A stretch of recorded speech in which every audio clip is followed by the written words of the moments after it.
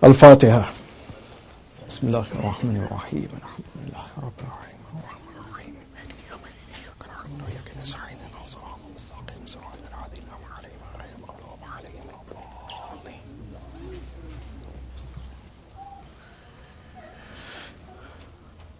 أعوذ بالله من الشيطان اللعين الرجيم.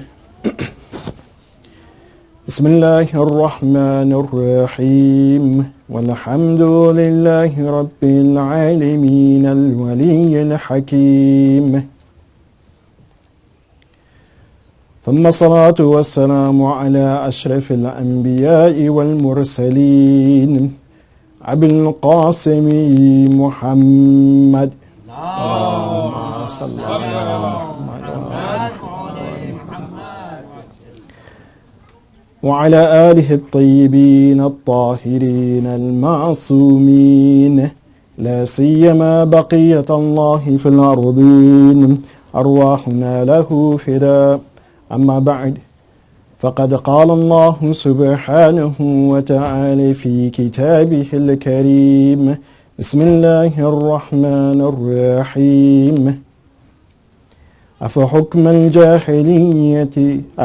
الجاهلية يبغون ومن أحسن من الله حكما لقوم يوقنون. صدق الله العلي العظيم.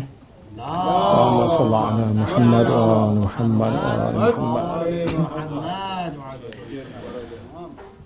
Assalamu alaikum wa rahmatullahi wa barakatuh. First, I would like to say that it is an honor to be among the believers, the mu'mineen and mu'minat of Dallas, and particularly on this occasion which we have come, and that is to commemorate the 40th, the Arba'een of Imam Hussein alayhi salatu wassalam. And in these times, as we commemorate and we remember the tragedy that happened on Ashura, and when we remember the feelings and the emotions that the Ahlul Bayt, that they continue to have up until the Arba'een and even thereafter, it is a moment for us to reflect upon the mission of the Ahlul Bayt, the mission of Rasulullah, the mission of Imam Hussein alayhi salatu wasalam.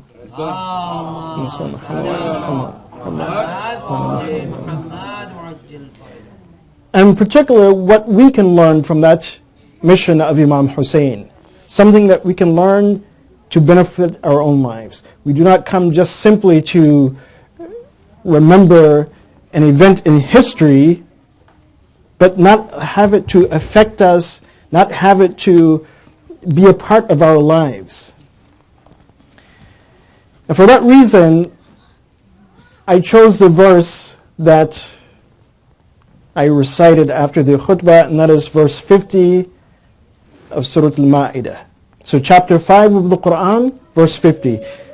And inshallah, I hope that, as we continue these series of lectures, that you refer back to the Quran. You read verse 50 of Surah Al-Ma'idah. And in fact, if you want to gather or at least understand the complete scope of verse 50, because verse 50 of Surah Al-Ma'idah is actually a conclusion that comes at the end of a series of verses. So if you want to read actually from verse 42 of Surah Al-Ma'idah, so chapter 5 of the Quran, verse 42, up until about verse 50. And in this we will see that it culminates, or it explains the mission of Imam Hussein. Allah subhanahu wa ta'ala, He states in verse 50, أَفَحُكْمَ الْجَاهِلِيَّ يَبْغُونَ. Do they desire the rule and the judgment of the Jahiliyyah, of the age, or I'll translate it in the beginning as we normally hear, the age of ignorance, the period of ignorance. So do the people desire that ruling, that judgment, that type of state? وَمَنْ أَحْسَنُ مِنَ اللَّهِ حُكْمًا لِقَوْمٍ يُوقِنُونَ. But who is better than Allah subhanahu wa ta'ala in judging, in setting forth a rule, a governance for that nation who has certainty? So initially we want to reflect upon this. What is Allah subhanahu wa ta'ala stating? What Allah subhanahu wa ta'ala is posing here is a question. And this question, not only does it apply at that time, during the time of Rasulullah, it applies today. Yes, but what do you want? What are you desiring? Do you desire hukm al-jahiliyyah? The governance of ignorance? The governance, and here I want to purposely translate this term jahiliyyah, and it will become clear as we continue our lecture series, not so much as ignorance, because we may become confused that, okay, well, what is this ignorance and what is the age of ignorance? And we'll explain this shortly. But rather the age of unenlightenment. Al-jahiliyyah, to be more precise, is unenlightenment. Not simply ignorance. So Allah subhanahu wa ta'ala is saying, do you want to live and to govern yourselves and to judge between yourselves based on a system that is not enlightened? And who is better to set forth a governance and a system and a social order than Allah subhanahu wa ta'ala? لِقَوْمٍ يُوقِنُونَ. But one of the conditions in order to understand that and to perceive that Allah subhanahu wa ta'ala, what He desires to put forth, a social order, a governance which is enlightened, a governance which is based on truth and justice, that nation and that people who come to embrace that, they have to have certainty upon that. لِقَوْمٍ يُوقِنُونَ. So this is, again, just a rough translation of this verse, and it's going to become more clear as we continue our lecture series. But to give you some context also about this particular verse and the verses that come before it, and this is a very good point that, again, our youth, our young adults, our elders, that, again, go and read these verses. Understand these verses very well, because there are two benefits in understanding these verses. What we will focus on is the second benefit, not the first. But although the first is also worthy of giving an entire lecture series upon. But the first benefit in understanding these verses is that we see within these verses, from verse 42 until verse 50 of Surah Al-Ma'idah, we see that Allah subhanahu wa ta'ala, again, He desires to put forth, and even during the time of Rasulullah sallallahu alayhi wa sallam,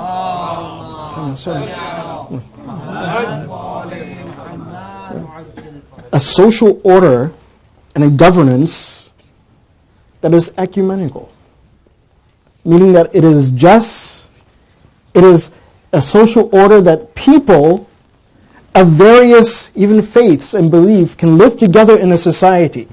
And I say this because at the moment, one of the biggest attacks against Islam is that, oh, well, Muslims, they want to implement Sharia.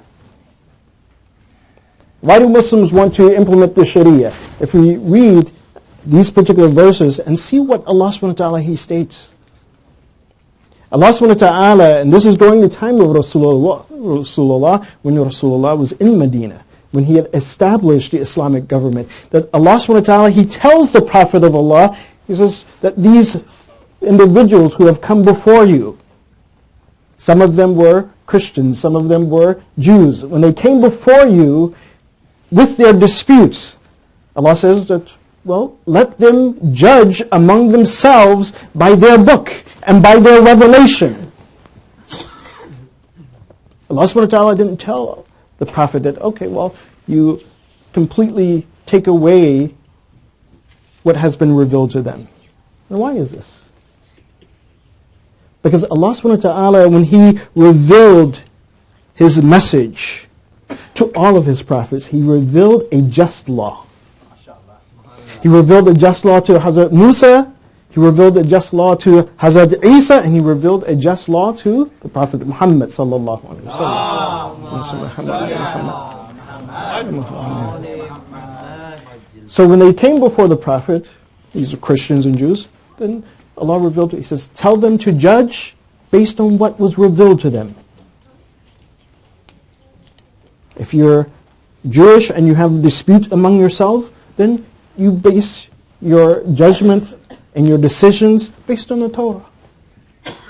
If you're Christian and you have a dispute, just base your judgments and your rulings based on the Injil, the Gospels.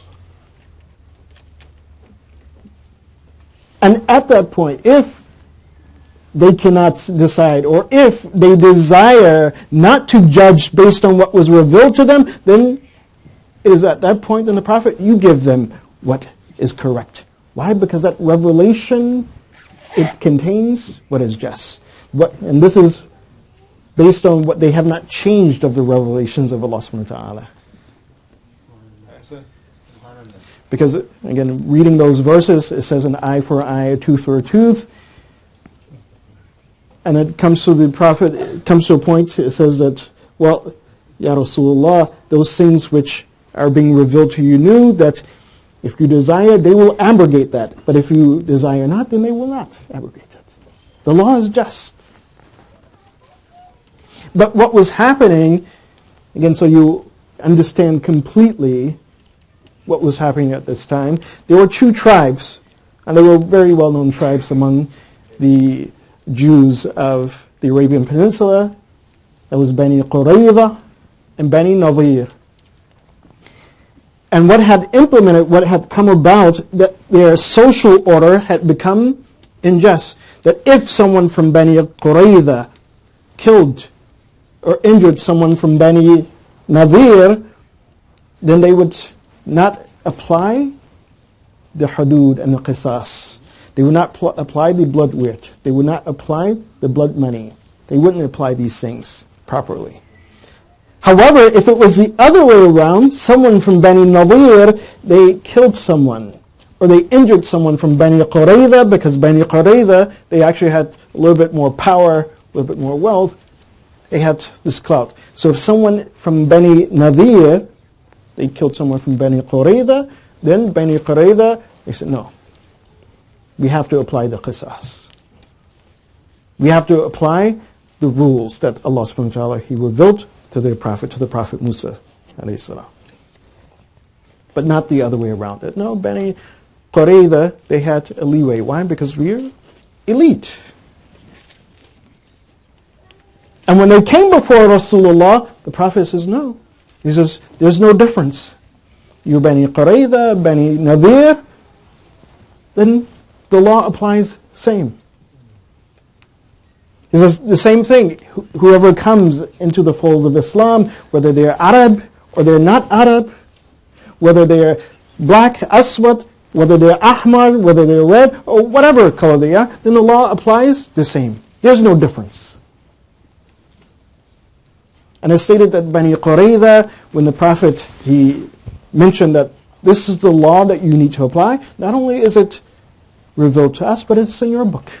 The Prophet Moses, he brought this. When one individual killed another, he says that based on even your law, then this individual from Bani Qurayza, he should be killed. Capital punishment should be applied. And they rejected. They said, no.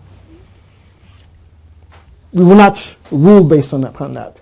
So then, this is when this verse was revealed, that do you desire the rule and governance of Jahiliyyah? When Allah subhanahu wa ta'ala, He is the best to give judgment or to give a social order for those who have certainty in Allah subhanahu wa ta'ala. So this is the contents. This is, again, the first point that we can learn from this, that how Islam has come, and even the Islamic law is not something that is to kind of, to force someone to do anything, but it is based upon justice. And we find this throughout Islamic history, that whenever, if you look at the history of Islam, particularly during the Middle Ages, that whenever Christians and Jews, they lived under Islamic state and an Islamic government, then they were allowed to judge among themselves based on their law. That their marriage laws were applied, their divorce laws were applied. If there was something that dealt with capital punishment, even during the time of Rasulullah, okay, well, this is your law. Rule based on your law. Rather than something that you're creating from among yourselves that will be unjust. Allah has given you a law. Rule based upon that. That's the first one, and it is worthy, especially in this time, to speak about, to give a full lecture series. And inshallah, perhaps at some other time we'll speak about that. The second point, which I want to focus on in our lecture series, is that what we can understand and what we can gain from this verse. And that is this idea of enlightenment. Islamic enlightenment. Or if you want to call it, Islamic reform. And why am I focusing on this particular aspect of these verses? I'm focusing on it because when Imam Hussein alayhi salatu wasalam,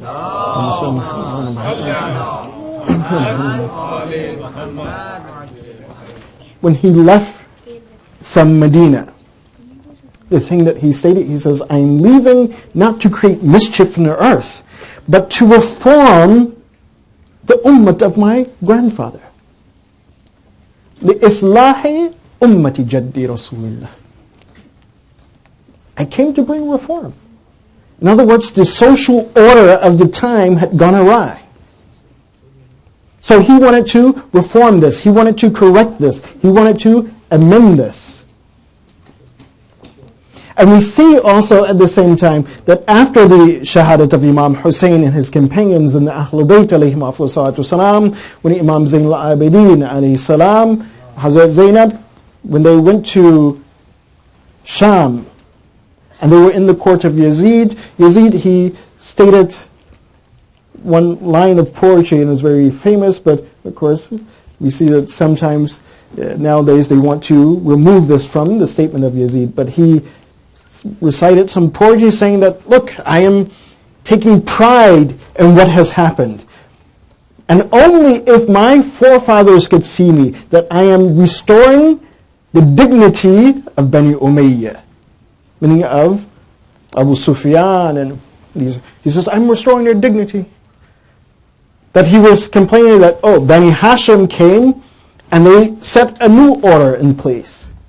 But whereas Bani Umayyah, during the time of Jahiliyyah, during the unenlightenment period, that they had a lot of clout. They were the ones who were running the society, or they set the tone for the society. They set the direction of the society because they were the ones who had more economical means.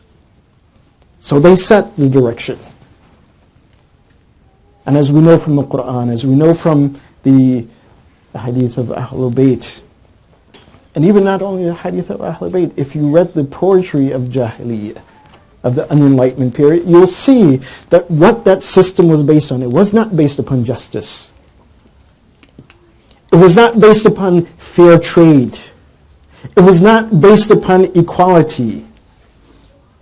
And that's the tone that they set. And Bani Hashim, particularly Rasulullah sallallahu alaihi wasallam, as he was given the order by Allah subhanahu wa ta'ala to set a system of justice into place.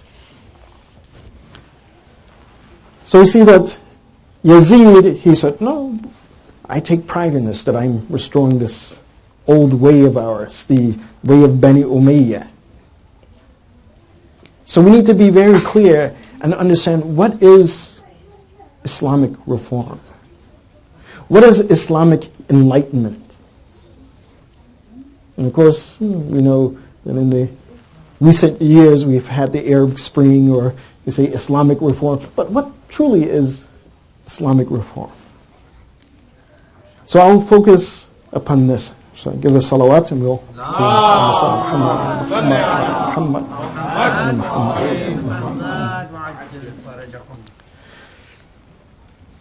So first, as we mentioned, that to understand this idea of Jahiliyyah, when Allah subhanahu wa ta'ala, He asks that do you desire or do they desire the rule of Jahiliyyah? We said Jahiliyyah is an enlightenment. And why do we translate it in this way? Because if we examine what was taking place at the time, or what was Jahiliyyah, unfortunately, a lot of times we think, oh, well, the Jahiliyyah is that, oh, everyone was ignorant. No one had an education. No one could read or write. That the Prophet, as Allah subhanahu wa ta'ala says, that we have sent them to al-ummiyin, those who were ummi, those who cannot read or write, unlettered. But this is not the case with the entire society. Yes, there was a great deal of the society that could not read or write. But then there were those who could read, who could write. And even among those who could not read or write, this is a very interesting point, that some of them were great poets, but they couldn't read. They couldn't write. But their memory was sharp. And their understanding of their language was good. So some of the poets, while they could not read or write, they would recite poetry, they would create poetry, and they would have someone else to write the poetry down for them. And it would be hung from the Kaaba if it was among those, what they call the cream of the crop, or the best of poets. So we see that there was some sort of education, or at least some sort of understanding.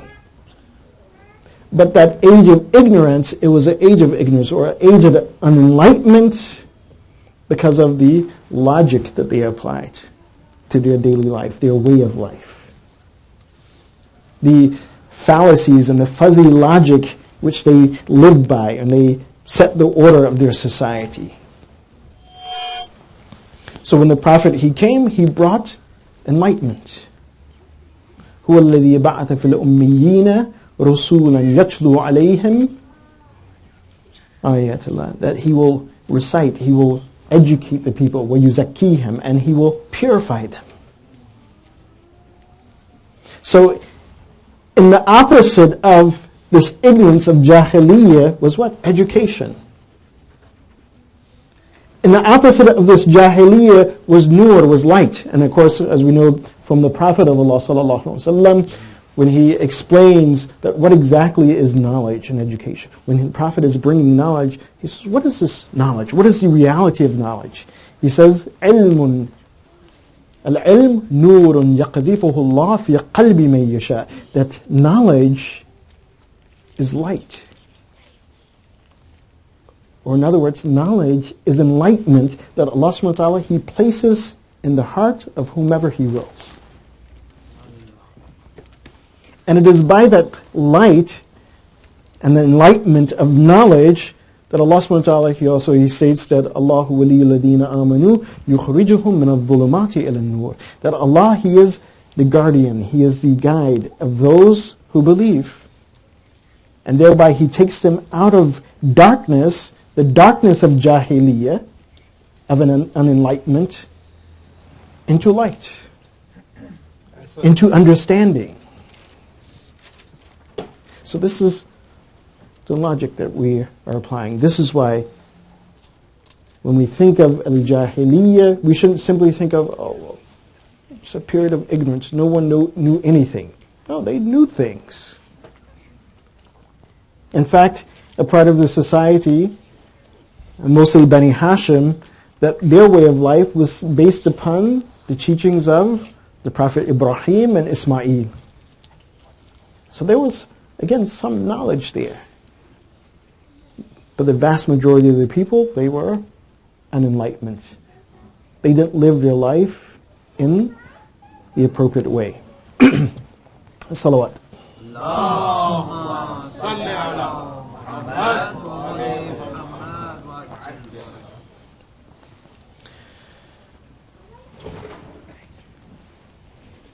the unenlightenment or an unenlightened society, and we'll discuss this in more detail later, but just to give you some structure for our lecture series, we see that there are 6 traits and 6 qualities about an unenlightened society.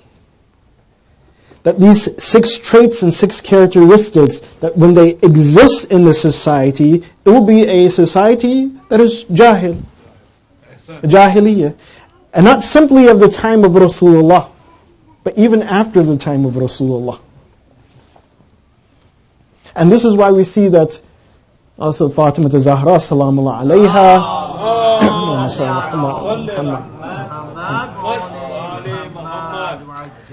when she went forth to defend her right and her entitlement to fadak, which was a gift from Rasulullah, or according to some they say it was an inheritance. When she went forth to defend this right, that this is her right, this is her property, that Rasulullah had given her this property, when she went forth, and she was told that no, the prophets do not inherit, they do not leave inheritance.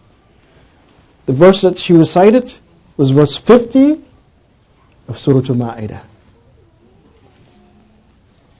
أَفَحُكْمَ الْجَاهِلِيَّةِ يَبْغُونَ وَمَنْ أَحْسَنُ مِنَ اللَّهِ حُكْمًا لِقَوْمٍ يُوقِنُونَ. That when her rights are being usurped, she's not being allowed to possess and take control of what the Prophet has given to her because of something that is not true. She says, what is going on here? Do you want the rule of Jahiliyyah, or do you want the rule that the Prophet of Allah has set forth? So we see that it is not only during the time of Rasulullah and before Rasulullah that there's Jahiliyyah. And what we will see that even today, that we live in a state of Jahiliyyah, a state of unenlightenment. And this doesn't mean simply, oh well, we're in the Western countries and there's certain things which, of course, we know there's a separation of religion and state. So yes, we're in a state of Jahiliyyah. But even when we look at our own Muslim countries, when we look at it, that is in a state of Jahiliyyah, unenlightenment. That we have concocted our own rules and way of life, which again, it creates an imbalance. It creates social injustice. So therefore, we're in a state of Jahiliyyah. The entire world is in a state of Jahiliyyah. And it will take someone like the Imam of our time, Imam Zaman Ajla Faraj al-Sharif,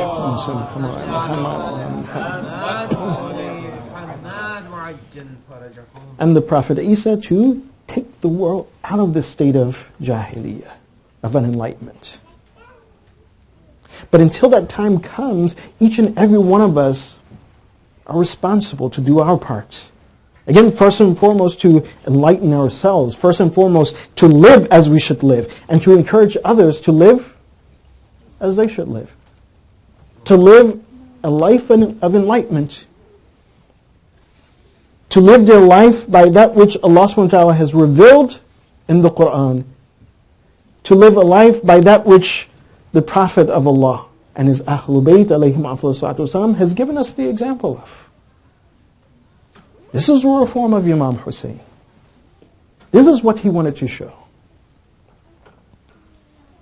So those 6 traits that we find in a society which is unenlightened. First is that trait and that characteristic is that the society and the governance of that society deviates from the principles of Tawheed, of monotheism, of the oneness of Allah subhanahu wa ta'ala. They deviate from this. That they do not want to live their life or govern themselves based on this principle of Tawheed. And we're going to explain each and every one of these in more detail. I just want to outline this for you. The second trait and characteristics that we find in a society that is unenlightened, and again, all of these things were there during the time of Imam Hussein. And this is what, again, he saw all of these things. So therefore he rose up to reform. The second thing is that a society which is unenlightened, we find that in it that there's an encouragement for personal or individual deviation.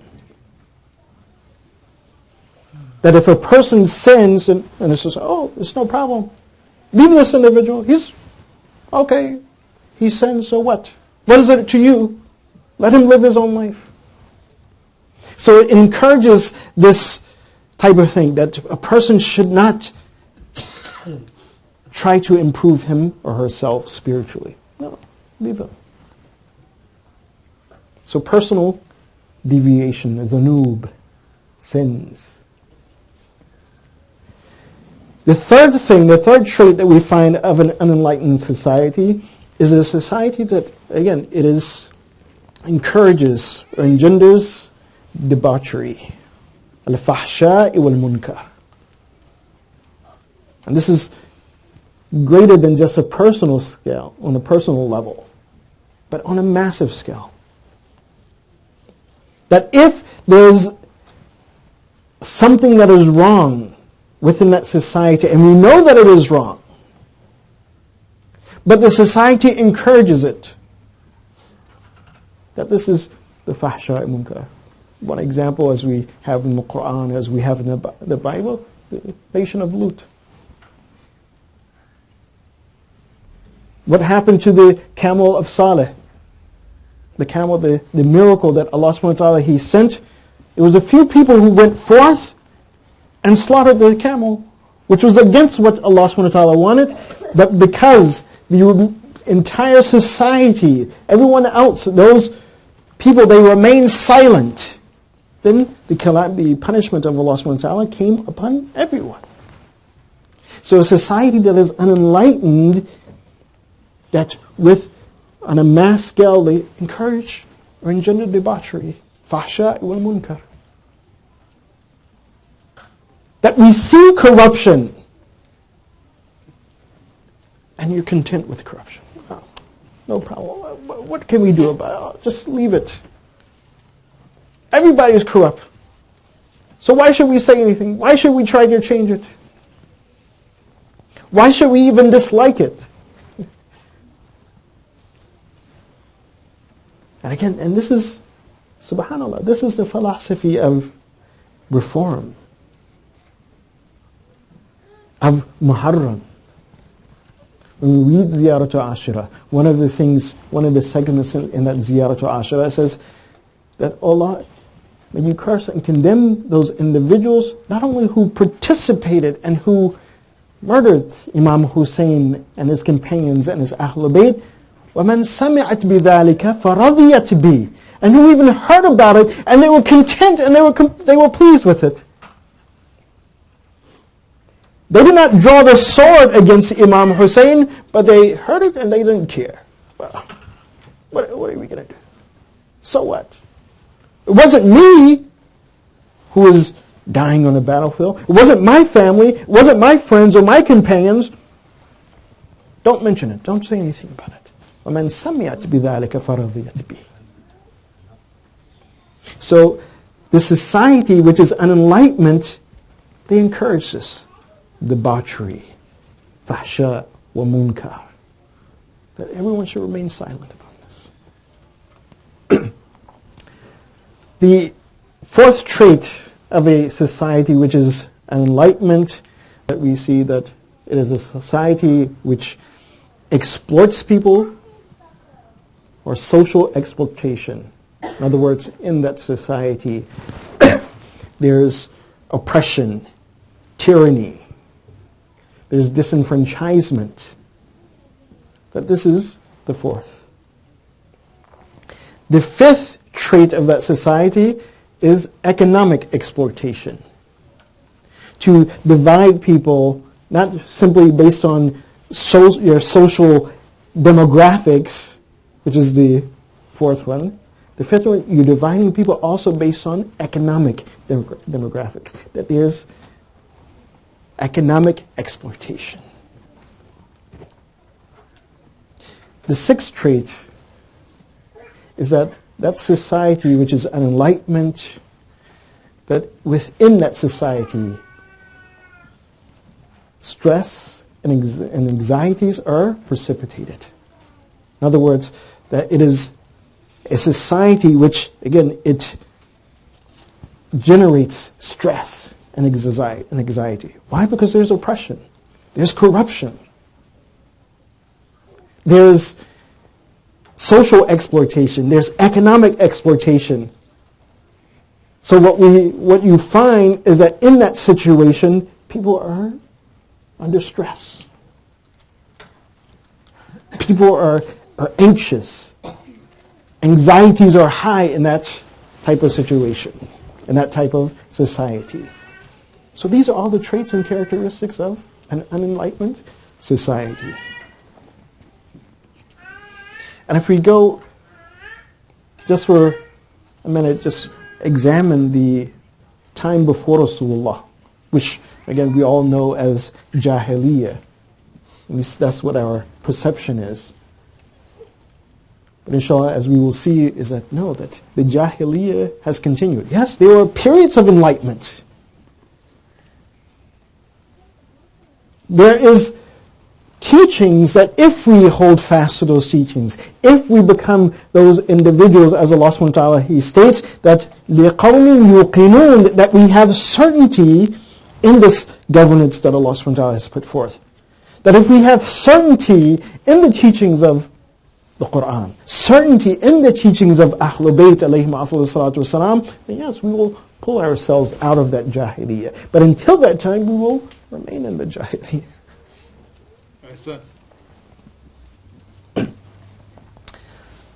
That period of Jahiliyyah during the time of Rasulullah, so that we may, again, understand a little bit better exactly what is this Jahiliyyah? What was the thinking of these individuals and these people? And as we examine this, we see, oh, wow, some of these traits and some of these thinking, it exists today. One of the things that we see during that time and how the Prophet of Allah subhanahu wa ta'ala, he explains Jahiliyyah.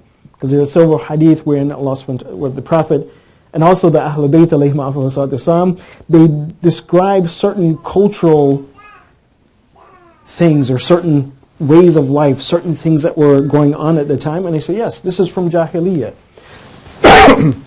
One of those things is from a hadith when Imam Jafar as-Sadiq alayhi afdhalu salatu wasalam,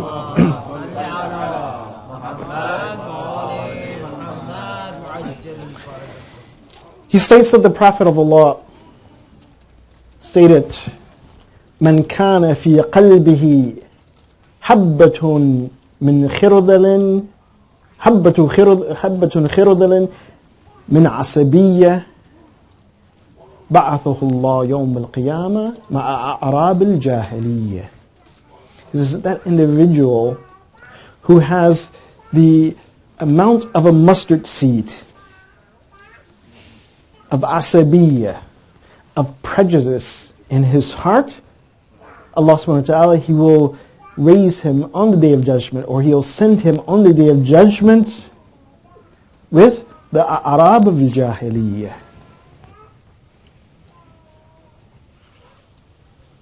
So, what is the Prophet saying? He says, prejudice, having prejudice, is Jahiliyyah. Only that individual who is unenlightened is an individual who is prejudiced. That he does not look at his fellow man, his fellow brother, whether that brother be a brother in faith, a brother by blood, or brother in humanity. Okay, this person, he's not of my same faith. This person is not my blood relative, but he's a human being. And if you don't look at that individual, or you look at that individual with some sort of prejudice, well, he's white, I'm black. I'm brown, he's yellow. I'm tall, he's short. This is jahiliyyah, this is unenlightenment.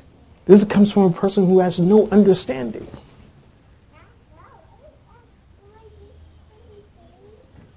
This comes from a person who, again, as Allah subhanahu wa ta'ala, He describes in the Quran throughout several verses, that this comes from a person who is following khutuwat al-shaytan, who is following in the path of shaytan.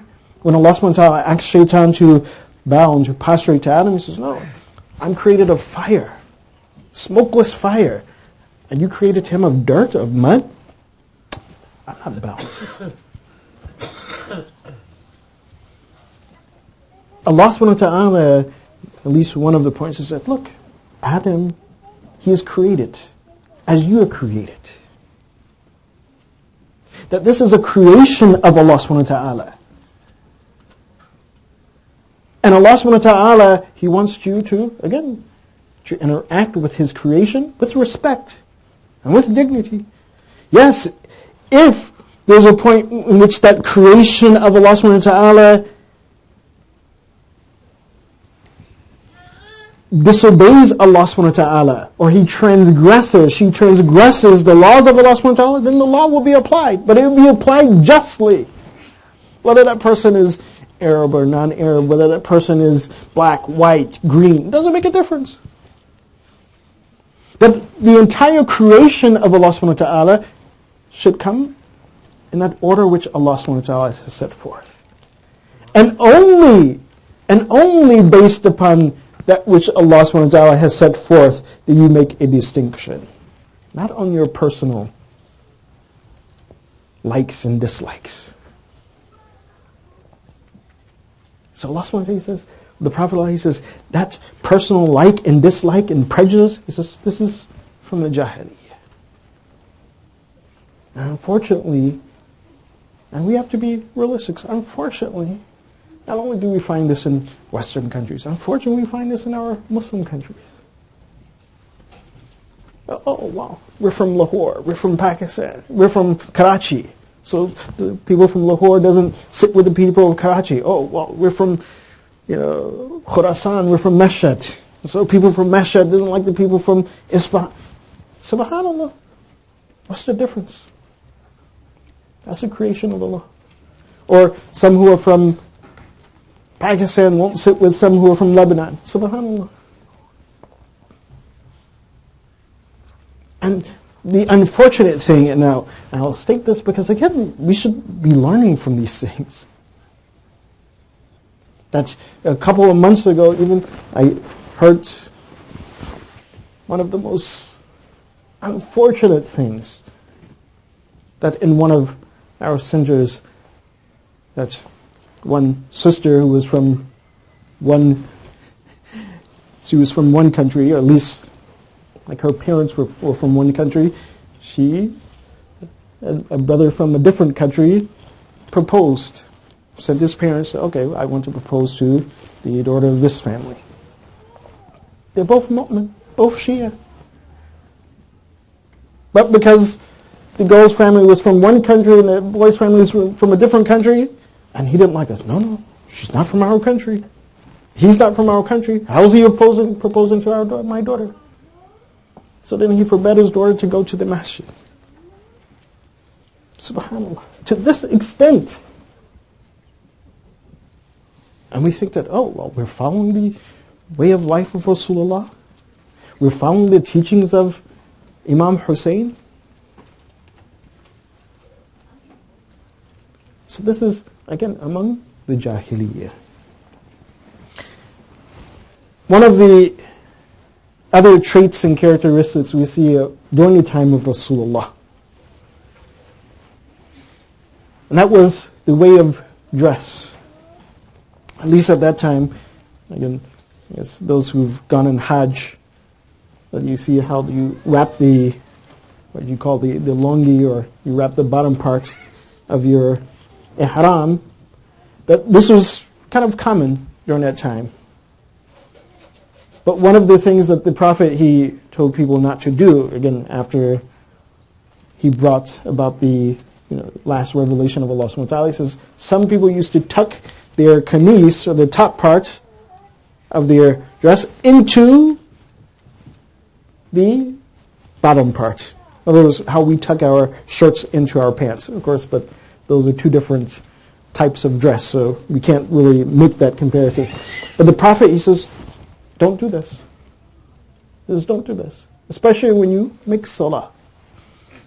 And if we think about it, what would happen if you don't have sewn clothes as we have sewn clothes, and you're tucking your shirt in when you're making salat, and you're bending, these clothes are rubbing up against one another, and it will make them come loose. It's possible that it will be unbefitting for people to see.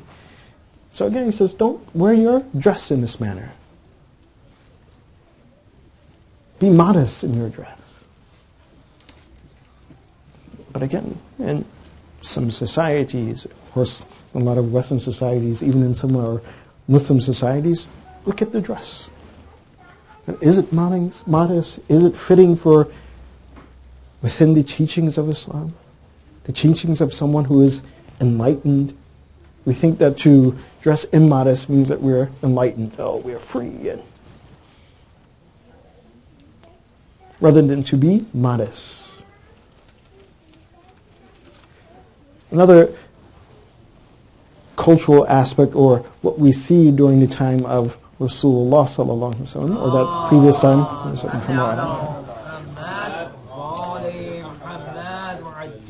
what was going on, and just to show that we think, oh yeah, that was during the time of Jahiliyyah. People didn't know anything. No, during the time that before the last revelation came, that period which we call the age of unenlightenment, that age of Jahiliyyah, based on the teachings of the Prophet Ibrahim, based on the teachings of the Prophet Ismail, alayhi salatu wasalam, yes, there were people, and there was a custom of making the Hajj.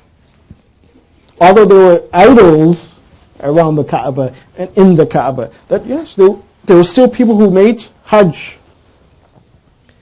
But as the Prophet of Allah, he states that during that time and that period of Jahiliyyah, that the Arabs, they were divided into two segments, two major clans. This is, again, aside from the Quraysh and the Umayyads, but they were based upon two groups, based upon their demographics, where they lived and what their position was. One was the Hul and the other one was Hums.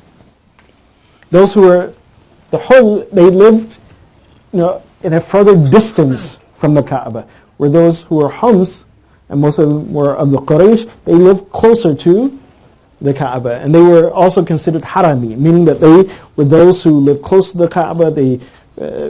Some of them also looked after the Kaaba. And some of them, no, simply because they lived in that vicinity. So it was a custom that those who were from the Hul, that when they came in to Mecca, they came closer to make the Hajj. Again, not exactly the same as we were making the Hajj, but they came and they made Tawaf. It's stated that if they had a friend or they had an association or companionship with someone who was from the Hums, who was Harami, then what they would do is that they would go, as they got closer to the Kaaba, they got into the vicinity, they would change their dress, and they would take one of the dress of those who were from the Hums. And then with that dress, they will make the Tawaf. If they didn't have this relationship, they would simply remove their clothes and they will make the Tawaf. Again, this is the Jahiliyyah. They distinguish themselves based on what? Not based on what Allah subhanahu wa ta'ala wants. Again, based on demographics, based on, oh, well, this person is in this area, we're in this area. This person is, on this side of the track and we live on the other side of the track. One of the things that we definitely know about the Jahiliyyah, and just, again, observe the thinking, and that is the custom and the tradition that the Arabs had when they would bury their daughters alive. And this is perhaps the one thing that most of us know about the Jahiliyyah, because it came in the Quran. وَإِذَا الْمَوْعُودَةُ سُئِلَتْ بِأَيِّ ذَنْبٍ قُتِلَتْ. And when the young daughters when the young girls, baby girls who have been buried alive, when they come and they will ask that for what sin have we been buried? وَإِذَا الْمَوْتُ سُئِلَتْ بَأَيِّ ذَنْبٍ قُتِلَتْ. But when we look at the philosophy of this, why were they doing this? In one of the hadith of Imam Sadiq alayhi salatu wasalam,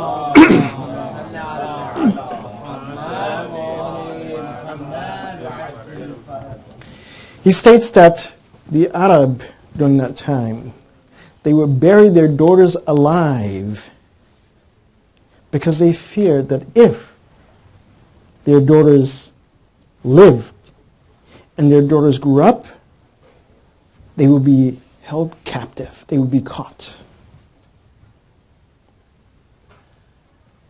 And this is something that if you have, or if you haven't, or if you have the opportunity or don't have the opportunity, that this is something that if one studies and reads the poetry of Jahiliyyah,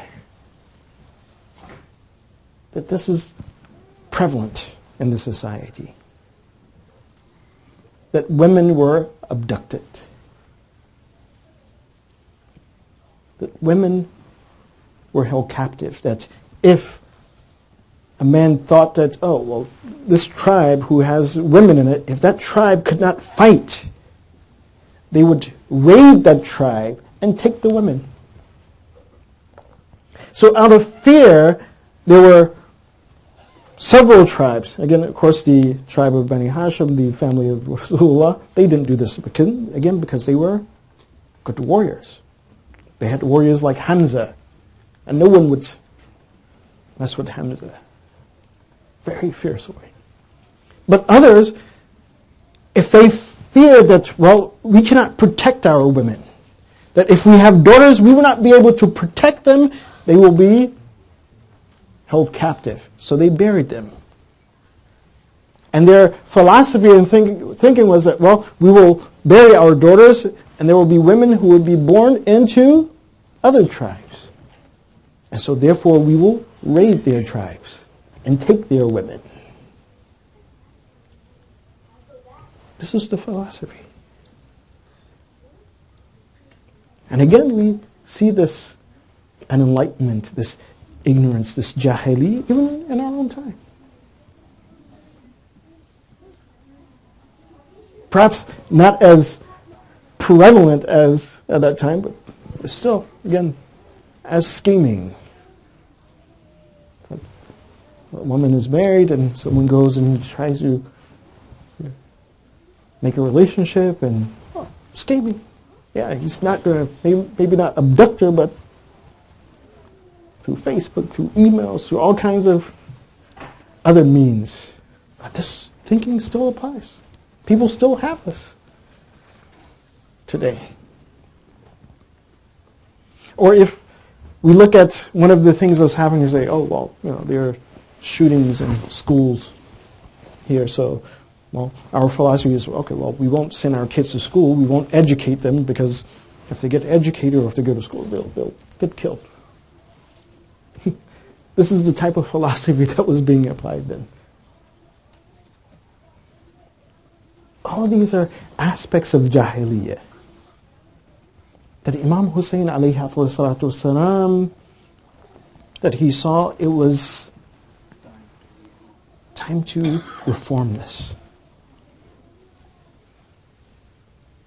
That subhanAllah, the reason why they killed their daughters, because they were afraid that their daughters would be abducted. And the word that was used was yusabina, to be held captive. And we see that again, even at the shahadat of Imam Hussein, the women of Ahlul Bayt, again they were held captive. But Yazid, he even did not stop at that. That even a year after the event of Muharram and the battle of Harra, when he attacked Medina, again the women of Medina was under attack. That when they killed the men, they came and they attack the women. Even when the women, they took sanctuary in the Masjid of Rasulullah. They came and they captured the women. They came and they took the women, like during the time of the Jahiliyyah. So this is why we see that during the time of Imam Hussein, there was a need for reform. There was a need of waking people up.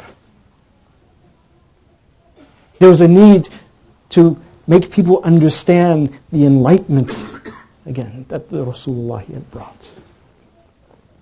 And any individual who was thinking, who was aware, who was seeing what was going on, they could understand this. Because it didn't make a difference that which religion you are, to understand humanity. To understand what is decent and what is right. And this is why we see that in the Maqtal, as it is told in the story of the Shahadat of Imam Hussein and what happened thereafter, they said as the caravan of Imam Zayn al-Abidin, the caravan in which the captors that they were in, at one point as they were going towards Damascus, when they were being escorted towards the court of Yazid, so one of the places that they passed through was Tikrit. And in Tikrit, there were monasteries of Christians. And when they came out and they saw the head of Imam Hussein upon the spear, and below the head of Imam Hussein was the flag of Yazid, the flag of his army. And they saw this head upon the spear. They came out and they questioned, Ma hadha? That what is this? That why do we see that this caravan of women and children, this caravan in which one man he is ill, that they're being led as prisoners, and then there are heads upon the spear. They said, what is this? And the army of Yazid, they responded, هذا رأس الحسين. They said, this is the head of Hussein. And these individuals who were Christian, and they had heard the name of Hussein, they said, أَهَذَا رَأْسُ بِنْتِ نَبِيِّكُمْ? Is this not the head of the grandson of Rasulullah? Is this not the head of the son who is the daughter of Rasulullah? The son of Fatima? You have his head upon the spear? And they said, Naam. They said, yes, this is the head of Hussein, the grandson of Rasulullah, the daughter of Fatima the Zahra. And these individuals, they went back to their monasteries and it said that they began to ring their bells. And then they called out, Allahumma inna biri'un min ha'ula al-zalimin. That, oh Allah, that we separate ourselves from the actions of these oppressors. That here are people who are not Muslim. Here are people who understand one thing, that this is not humane. This is not right. That you cut the head and you disrespect the grandson of your prophet. It is said that when the caravan, when they pass and they went a few feet outside of Tikrit, that the women and children, they began to hear people crying, and then the women and children began to cry. It said that one has stated that Masah al-Nabiyyu Jibhaina, that this is the face, this is the head that the Prophet, he would rub, and because of that, this head and this has light upon it. And when the women and children, they began to hear this, they began to cry for Imam Hussein. They began to remember and recall what happened in Karbala. They began to recall that how the companions of Imam Hussein, how Muslim ibn Awsaja, how they went forth and they sacrificed their lives. They began to remember how their sons went forth, how Qasim, he went forth to sacrifice his life. They remembered how the one who looked most like Rasulullah, Ali al-Akbar, how he went forth and sacrificed his life for Imam Hussein. They remembered the brother of Imam Hussein, Hussein. They remember Abbas, how he gave his arms to protect the household of Rasulullah. They remember their Imam. They remember Imam Hussein, that how he went upon the battlefield to protect the household of Rasulullah. They remember his last moments, that as he was in sajda, that his head was cut from his body. Inna lillahi wa inna ilayhi raji'un.